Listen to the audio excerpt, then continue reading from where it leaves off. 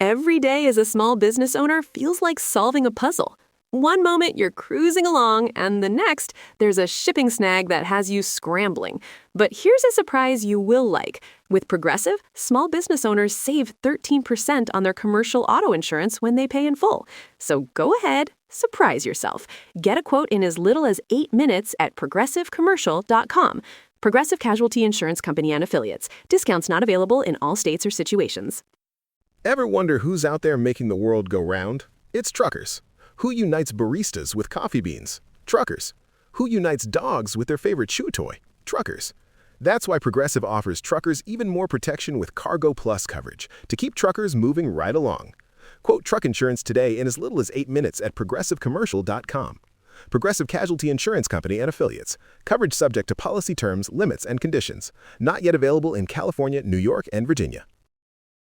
This episode is brought to you by Progressive Insurance. Do you ever think about switching insurance companies to see if you could save some cash? Progressive makes it easy to see if you could save when you bundle your home and auto policies. Try it at progressive.com. Progressive Casualty Insurance Company and Affiliates. Potential savings will vary. Not available in all states. You're listening to this podcast, so I know you've got a curious mind. Here's a helpful fact you may not know yet. Drivers who switch and save with Progressive save over $900 on average. Pop over to Progressive.com, answer some questions, and you'll get a quick quote with discounts that are easy to come by. In fact, 99% of their auto customers earn at least one discount. Visit Progressive.com and see if you can enjoy a little cash back. Progressive Casualty Insurance Company and Affiliates. National average 12-month savings of $946 by new customers surveyed who saved with Progressive between June 2024 and May 2025. Potential savings will vary. This episode is brought to you by Progressive Insurance. Do you ever think about switching insurance companies to see if you could save some cash? Progressive makes it easy. Just drop in some details about yourself and see if you're eligible to save money when you bundle your home and auto policies. The process only takes minutes, and it could mean hundreds more in your pocket. Visit Progressive.com after this episode to see if you could save. Progressive Casualty Insurance Company and Affiliates. Potential savings will vary. Not available in all states. Yay Networks. Parenting is such a breeze, oh, but it would bring you to your knees if it weren't for Chatty Daddies. Oh, yeah, the Chatty Daddies. What's going on, everybody? Welcome to the Chatty Daddies. A podcast from three dads who think they are parenting experts. Today, we need to give a little warning to parents because we're going to talk about Santa and the Easter Bunny. So just a heads up, if you got some young ears around, maybe we're going to be giving out the secrets of how Santa comes down the chimney. Mm-hmm. Maybe we're giving out how the Easter Bunny packs those eggs. We don't want the kids to know absolutely everything. How mom and dad talked to Santa and the Easter Bunny. Yeah. Hey, do you think that the Easter Bunny is friends with Santa? You think they talk to each other? Yeah. I would assume they would, because if you're on the naughty list for Christmas, why should you get a good Easter basket? Exactly. Now, between Easter and Christmas, there's a long time. You can become, you can go from the naughty to the nice list. So they got to keep their registrar or whatever up to date. What do you think about? There needs to be something in between Easter and Christmas, because you got 4 months after Christmas is Easter. Yeah. And then there's nothing. We have Valentine's Day, and like my kids love Valentine's Day because they get candy and stuff. So I see their behavior getting better when it's near Valentine's Day, because they want to get the cards and they want to get the chocolate. We need to commercialize like Flag Day. All right, kids. Johnny America's coming tomorrow morning. Ooh, Johnny America. I even like the name of that right there. Yeah. Well, since we're warning parents, I'm going to go ahead and warn you that we're about to talk about one of the toughest conversations you could have with your kids. So if you're not ready for that conversation and the kids are around, maybe fast forward here about 5 minutes. Yeah, this is not going to be an episode for kids, it sounds like. If you're listening in the car like you normally are, like, I can listen to them. They're pretty mild-mannered. But this doesn't sound like it's an episode for children at all. Yeah, so I'm going to dive right in. So here's your warning. I'm diving into what I'm talking about regarding the awkward conversations. So we've talked on the podcast before that my kids have asked me where babies come from. Mm-hmm. And I got a mixed feedback with how I handled it, because I decided I was just going to tell my kids where babies come from. And I told them in the most I What's thought up? it was weird that you told Kaysen doggy style. I did not say that to Kaysen, but I did tell them where they That's how come you got from. your middle name, son. But I did tell them, where babies come from and the whole scientific stuff behind it. And I did it as friendly as I could do it for them because they were really small at the time. Yeah, I they were think pretty Kaysen- young. Yeah, Kaysen was like maybe 6 and Chloe was maybe 4, but they don't even remember that conversation. Yeah. They don't, because they don't recall any of it. But this weekend, I'm driving Kaysen to his football game, and the Bruno Mars Anderson .Paak song comes on. I'ma leave the door open. Super sexy song, right? In fact, they made it into an emote on Fortnite, and I told Kaysen I really like that song because I like to play it for Kenzie at night, before bedtime, for parent time. And Kaysen bought me that. He bought it for me, and so when we're in the car, he goes, "Hey, how come you like that emote so much, that song?" And I said, "I don't know, man. It's a nice song." And he goes, "Is it a sex song?" Oh. So A sex song. Yeah, exactly how he said it. I was like, "You mean a sexy song?" Because he's heard the word sexy, on TV and stuff. Sure. And he goes, "No, is it a sex song?" And I said, "It's a sexy song, but I don't know why you're asking that." And he goes, "What is sex?" And that's where the question came in. He dropped the question on me like nothing, and I had a couple routes to take here. And I decided to treat him the way I would want to be treated as a kid, and I decided to answer the question for him. And I said, "Listen, this is not a conversation I thought I was going to have with you at 9 years old, but you're a couple years away from having a class called sex ed, and that's sex education, and you're going to be learning about this." Yeah. So to answer your question, Kaysen, sex, if you're filling out a form, it's going to ask you sex, and it's going to say an M or an F, male or female. So it could mean your gender. In your instance, you would put male. That's your sex, your gender.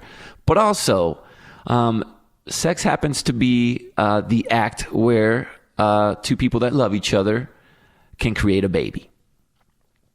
And I thought there was going to be follow-up questions, which I was nervous for. And he goes, "Oh, so it's like kind of like we're like how babies are made." And I said, "Yeah." And then I was scared because he was going to go like, "Well, what do you do?"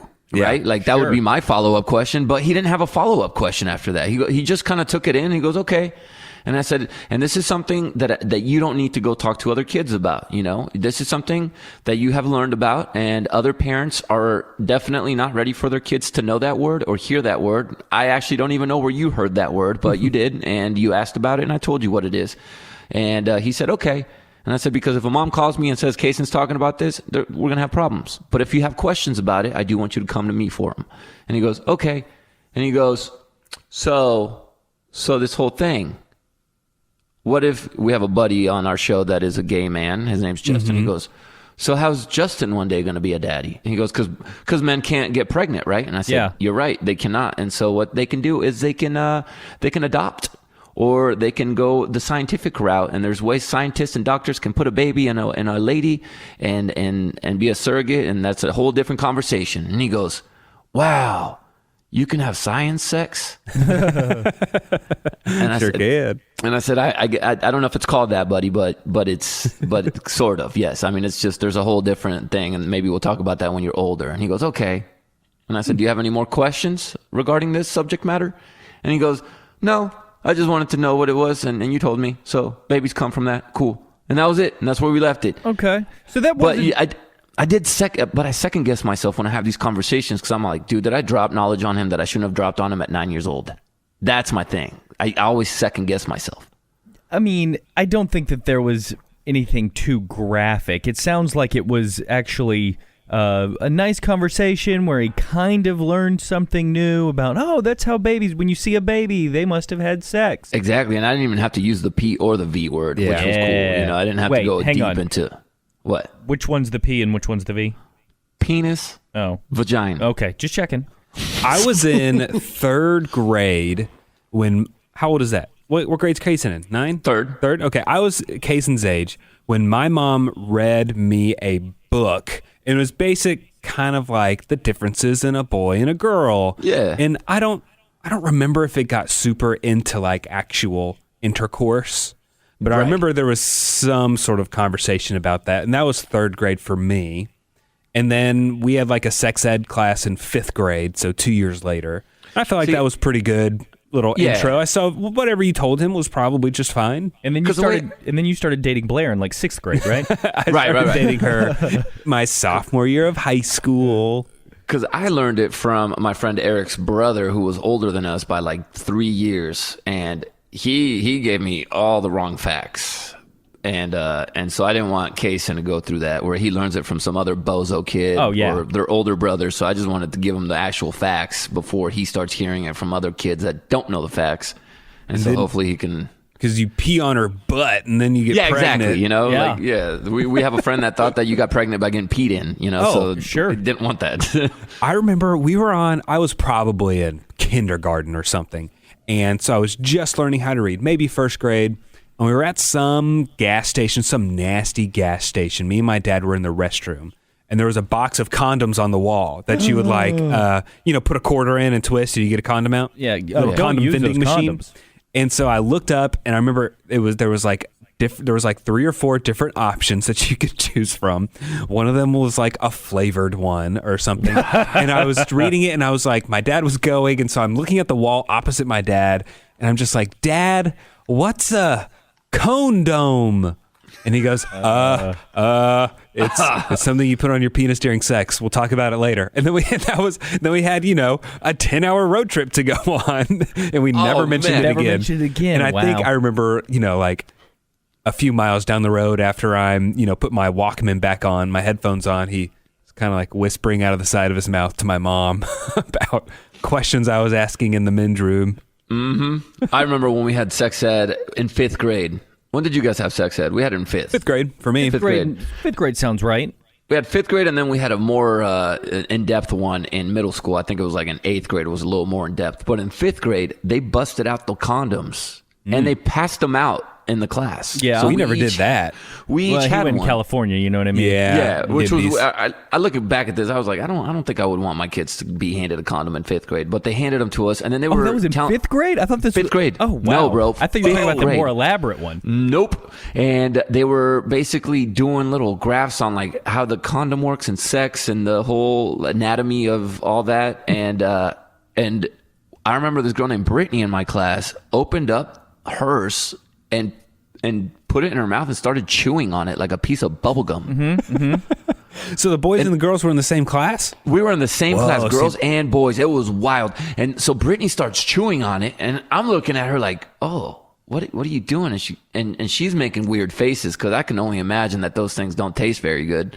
And finally the teacher looked over and saw Brittany chewing. He goes, Brittany, I said no chewing gum in class. And she goes, yeah, you didn't say no chewing condoms, though.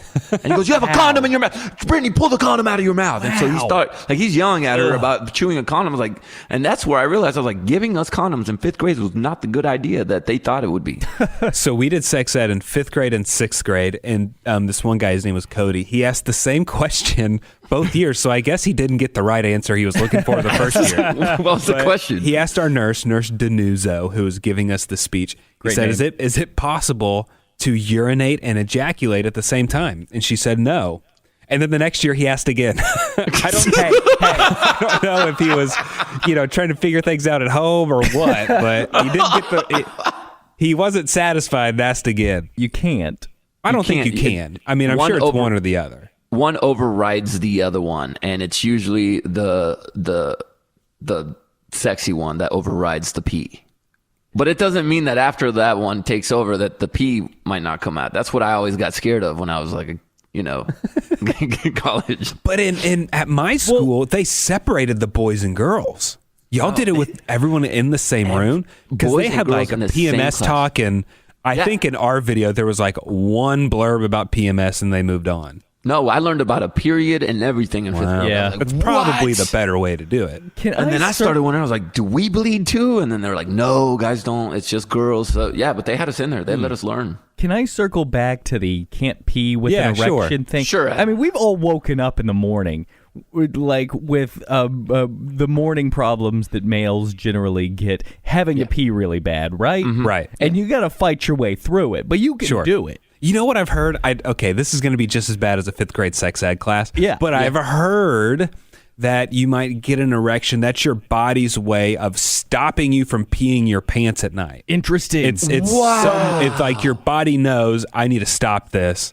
So it gets aroused and it's tough to pee afterwards. It's like the overflow valve. Yeah.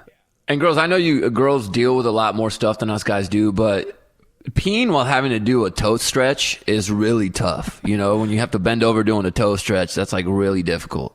Peeing. So like you're sitting down and trying to bend over. Yeah. So no, I'm standing up. Yeah. Oh, You've never done the standing up? You're standing up, and you're bending over to aim. No, I was going with what Nick says, where I will have to like sit and then bend over, and like my chest is trying to touch my knees, basically trying to get it just under the lip of the top part of the toilet seat.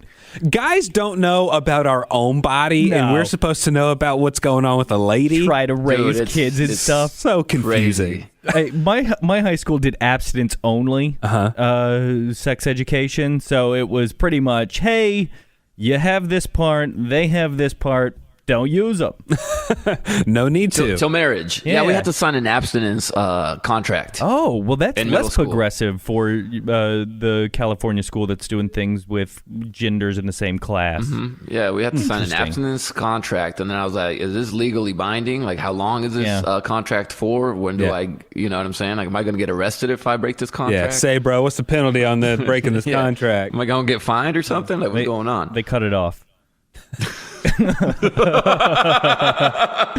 Oh, but on a less weird topic, my kid had another first. Wow. There's so many, Trey. Just over and over again. 7 months old now, and he, I think, is sick for the first time. So last night, a sleepless night because of all of the panic. Now, did you guys ever have to call the doctor in the middle of the night? Yep. Yeah? And what was your case? Ours was just a high temperature. I think it was Chloe. She had like 104. And it was, I call my grandpa in Mexico because he's a doctor and he's a general but I call that as call a doctor. Sure, okay. Mm-hmm. And so it was, I called him and basically told him, but he's like an old school doctor to where he told us to put her in the tub with a little bit of ice water to help her body cool down. Some doctors are not down for that. They don't like that remedy. But we did that and then just had to give her the Tylenol and all that stuff. And it was just, you're just scared. You know, of course. There's a temperature and you assume the worst is happening. For sure. When it's just their body fighting off some sort of virus. So Quaid was vomiting. Like, there's spit up. Like spit up, whatever, that's normally, and he's fine. But he was actually vomiting. Like, Kara heard him over the monitor. I had already gone to bed, and Kara heard him over the monitor just coughing, what she thought he was doing. And then when she went in there was a giant pile of, like, vomit. I mean, it was green, but we had given him avocado earlier in the day, so that was clearly what was coming back up. And he's had avocado before 6 or 7 times now, so it wasn't like an allergic reaction or anything. But it was a very scary moment for her at the moment. And she comes back into the bedroom, wakes me up, and is like, hey, I don't know what we should do. Should we call the doctor? Should we go to the hospital? What should we do? Come and look at this throw up. And so I go look at it. I'm like, I think it's just throw up. I wouldn't be too worried about it. He's smiling at me, and it's all fine. And then basically, as I'm saying, it's fine, he's smiling at me, he does it again. He starts... And Kara was worried that she was like, it doesn't seem like he's breathing. But as soon as he would get the little bit of throw up he wanted to get out of him, he was back to being happy Quaid, smiling at us. He was happy we were around, slapping at my face and all that good stuff. Wasn't worried about it at all. No crying. It would just be... And then stuff would come out. What a boss, man. Yeah, and then he would be back to like hanging out and smiling. He'd boot and rallied. Yeah, I was going to say, he's going to be good at college parties. Yeah, because we all have that friend that got too drunk and puked a crazy amount of beer and then came back to the party and kept it going. That was the first time I got drunk.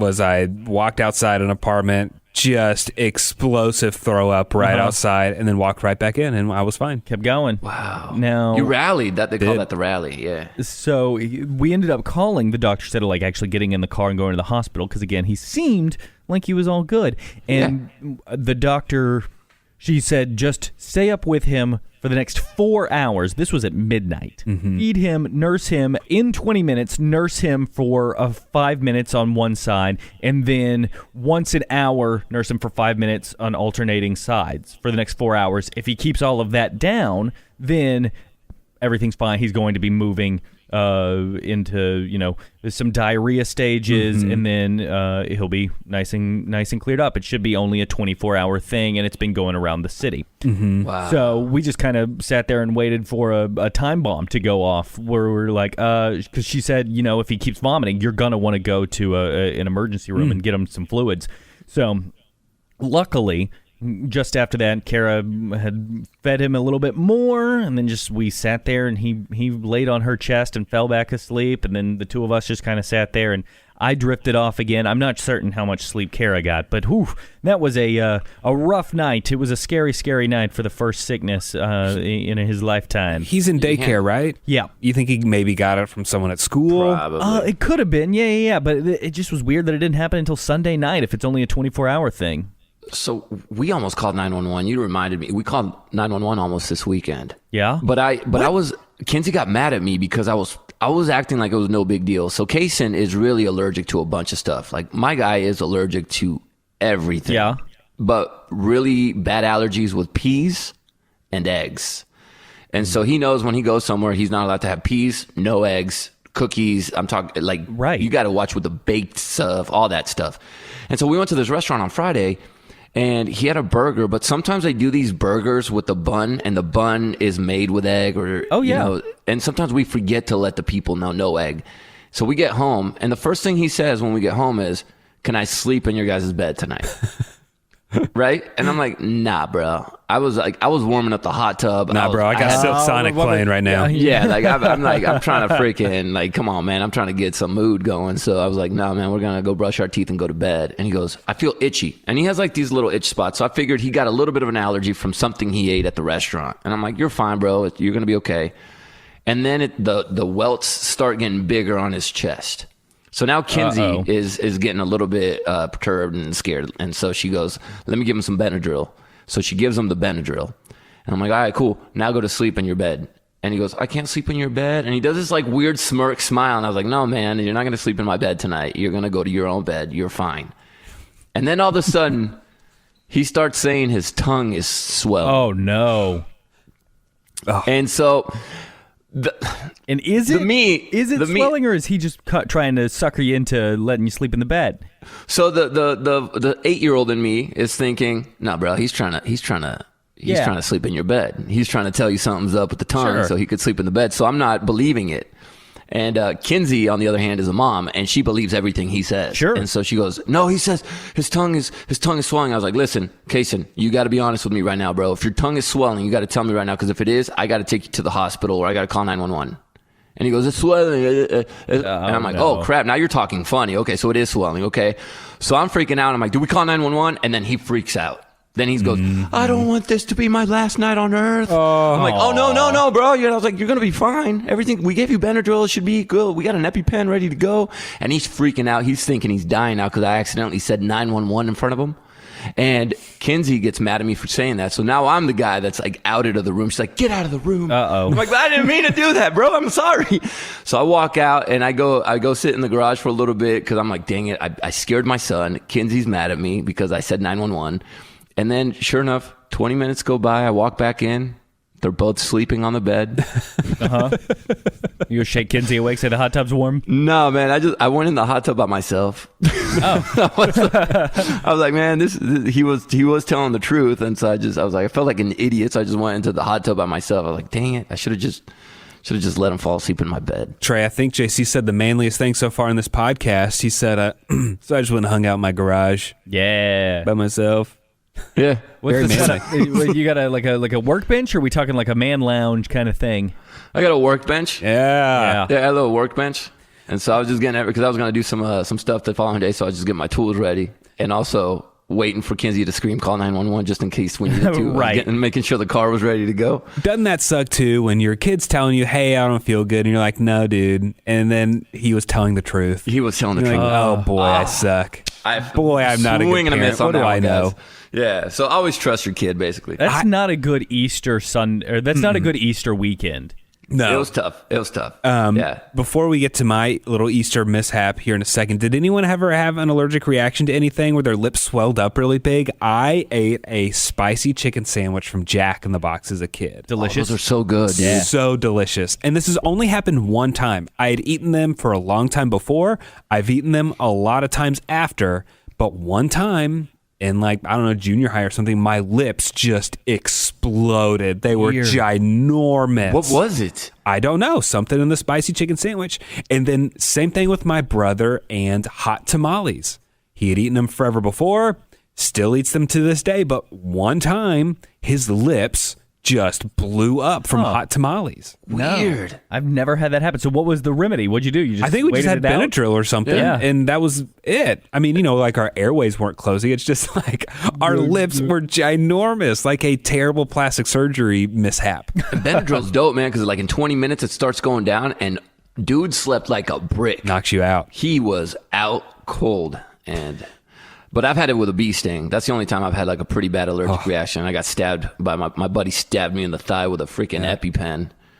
So that was cool. You and Thomas J. got to stay away from those bees. Mm-hmm. That's from My Girl, Trey. I don't know if you know that reference. I don't. Is My Girl a movie from... My Girl's a movie. Yeah, Macaulay Culkin. Before I was born? Or It was probably super early 90s, so it's before your time. I know Rest the song. consciousness. Rest in peace, Thomas. The song, My Girl, talking about my girl. Yeah. My girl. That's from the movie? No, well, the song was written well before the movie came out. Oh, okay. Yeah. Gotcha. They used it. No idea. I had a crush on that girl, too. I don't know if you did, Nick, but I had a crush on her. No. I don't You didn't have a think I crush did. on her? No, Veda. Her name was Veda in the Veda movie. was so pretty. But, fun fact, I can't remember her name, the actress now, but she was on Veep. And when one time I was in New York, I got to see Stephen Colbert's show, went to a taping. She was on it. She was a guest. Oh, wow. That was it. Chloe and Kenzie just watched My Girl together. It's so good. Kenzie ended up crying. Chloe was like, why are you crying? Yeah. My Girl 2 is what? great. Trey, I want to say they might be on Netflix. They're really good. okay. Well, Yeah. there's something I won't It came out watch. in 1991, Trey. That's There when you the go. movie came out. So Easter for the Addams Family was wonderful. This was... Oh, we got to make that into a movie. What? Easter at the Addams Family? Okay, Like, sure. but with yeah. That would be funny. Yeah. Because, and the Addams Family, they're so dark and goth. Right. Next to all these colorful pastels, they're out of place. Uh-huh. It's a great pitch. At least a cartoon. Yeah, a little short. So Easter for the Nick Addams Family, it was really good because my wife and I have gotten our COVID vaccines and we've been very careful. We have just not seen anybody this past year.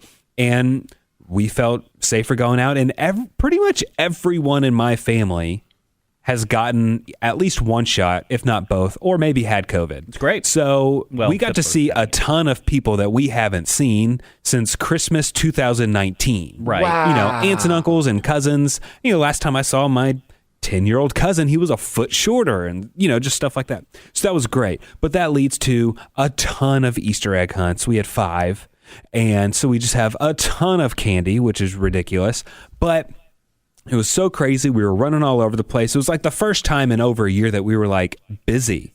Actually busy doing so much every day of the weekend. Oh, I bet it's so weird. Yes, Sunday rolls around, we are finished eating breakfast, and we forgot to put out the Easter Bunny baskets. That's really more my wife. She had gotten them together, put them in a closet, hidden them in a closet, ready to go. Completely forgot to put them out. At least you had them. We had them, just completely forgot. And, our kids weren't asking about them because they had already gotten so many, their grandparents had gotten them Easter baskets and aunts had given them an Easter basket. They've already gotten their fill of toys and candies. But we just forgot to give them ours. And so it was lunchtime. And my wife was like, here's an Easter basket from your mom and I. We didn't pretend like it was from the Easter Bunny or anything like that. We were just like, this is from your parents. And so then that kind of got us, my wife and I, talking are we going to, we do Santa, but do we have to do the Easter Bunny also? Right. And if so, how long do we let that go for? I don't know, because I never had the conversation. But I do know that a little ticked off this weekend because my kids got their Easter bunny basket, and then Chloe looked at me and she goes, "Oh, what'd you get me for Easter?" Excuse me. I was like, well, I'm sorry, what? What did I get? What did I get you?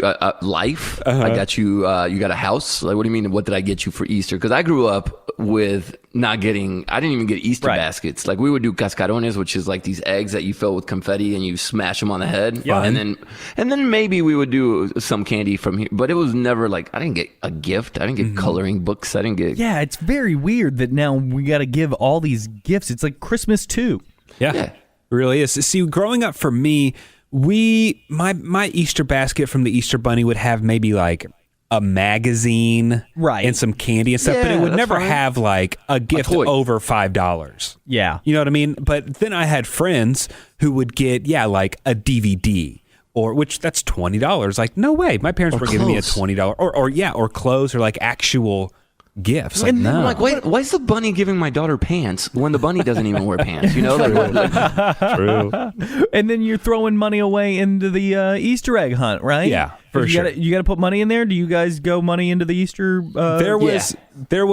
I personally did not pack any, but an aunt or my mom would hide, $1 or something in some eggs. Right. We did 3 eggs had money in them. 2 of them had $5. The other one had $1. Nice. And we invited my buddy Get OD and his family because they have kids similar ages to our kids. And their son found all 3 eggs with the money. Of course he did. So the other kids were just ticked off. They're like, I didn't get any money. I'm like, right. Dude, I'll just kick you off someone on the side, bro. It's all good. My wife did realize that she's been raising her son right, because my son Davis, he's 4.5. He found an egg with $1 bill in it, and he opened it and he said, "Mom, I can spend it at Target." But so when you're thinking about, okay, what's the age about talking to your kids about Santa and the Easter Bunny, I looked it up. So this was one Google search. I'm not sure if this is how all psychologists feel, but this is from like a section on WebMD. It was some psychologist that was talking.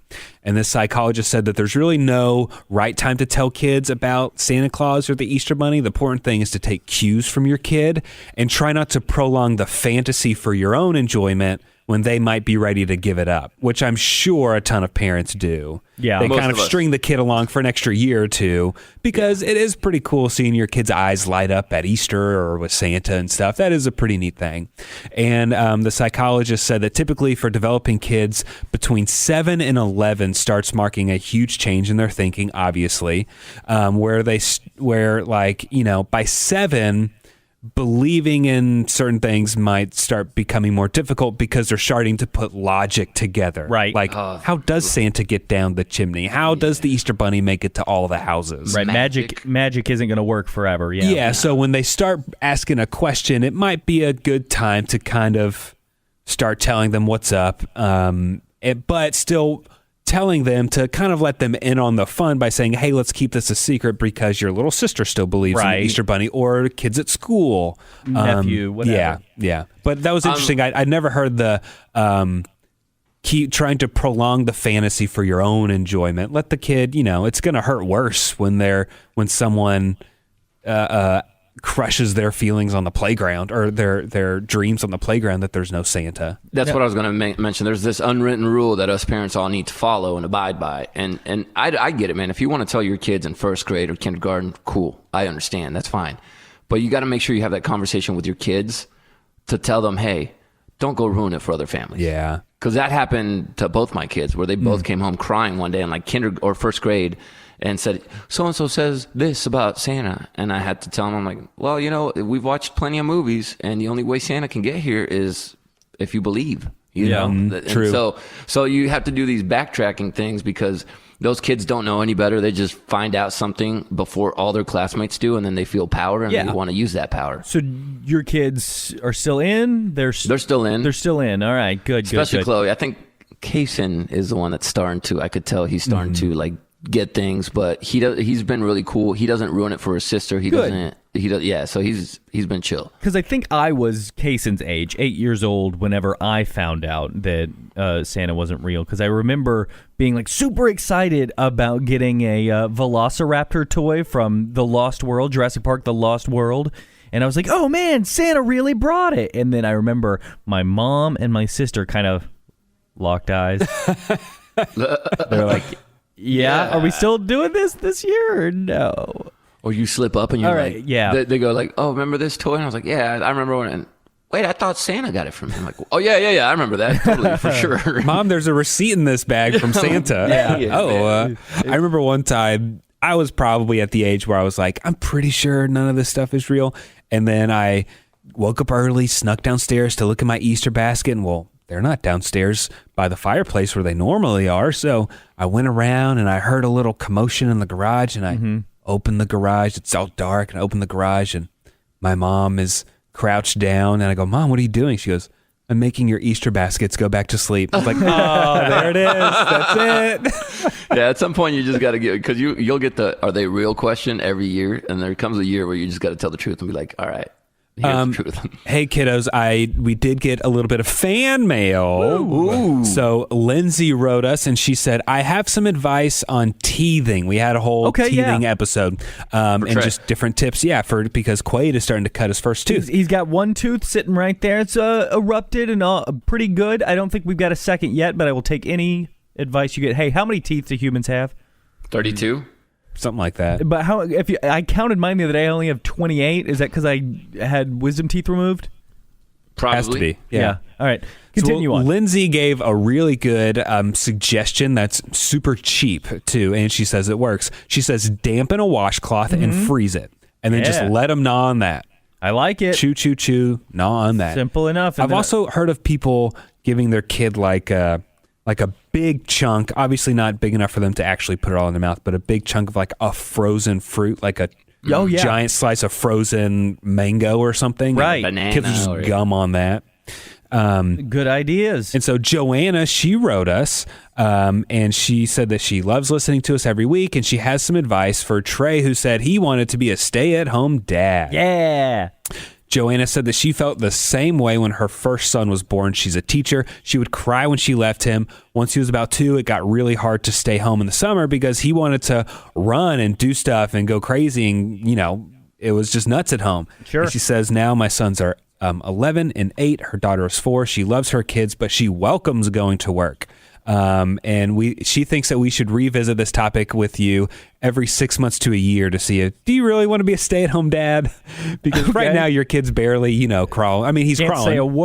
Can't say a word, but once he starts having that opinion and he's, climbing on stuff and running around. Needing cookies. You still want to be a stay-at-home dad? Yeah. It's a good point. I know I didn't have a very good sample size, but it was just a nice week. Yeah. The stay-at-home parent is the job that doesn't get easier. Actually, it gets progressively more difficult as time goes on. And then eventually it gets to the peak, and then it starts getting easy again. But I remember it was this time last year, pandemic was all new, and we're staying at home, and every parent on Instagram was posting the list of things that they were going to do with their kids to plan out the day, to have some sort of schedule. Boy, those lists got thrown in the trash after 2 days. Yeah, tops 2 days. Because you can't just have TV time and snack time all day. There's got to be a little bit of planned something going on, but no, we didn't stick to that at all. It's so tough. It's tough. No way. And that right there will be it for this episode of the Chatty Daddies. You can follow us on social media at Chatty Daddies. Plus, send us a DM, hit us up anytime at chattydaddies.com, or give us a call at the number in the description of this podcast. The Chatty Daddies.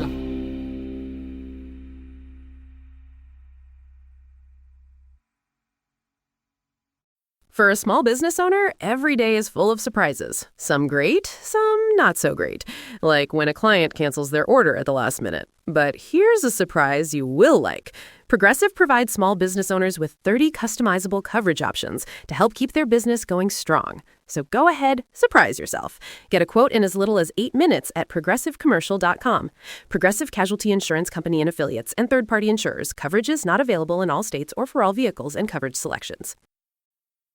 Truckers aren't just moving goods. They're making sure bakers get their chocolate chips and hotels get their tiny soaps. But truckers can't do this if they're not on the road. That's why Progressive has over 360 heavy truck employees to help truckers stay on time and on track. Quote truck insurance today in as little as 8 minutes at progressivecommercial.com. Progressive Casualty Insurance Company and Affiliates. Insurance isn't one size fits all. That's why customers have enjoyed Progressive's Name Your Price tool for years now. With the Name Your Price tool, you tell them what you want to pay, and they'll show you options that fit your budget. So whether you're picking out your first policy or just looking for something that works better for you and your family, they make it easy to see your options. Visit Progressive.com. Find a rate that works for you with the Name Your Price tool. Progressive Casualty Insurance Company and Affiliates. Price and coverage match limited by state law.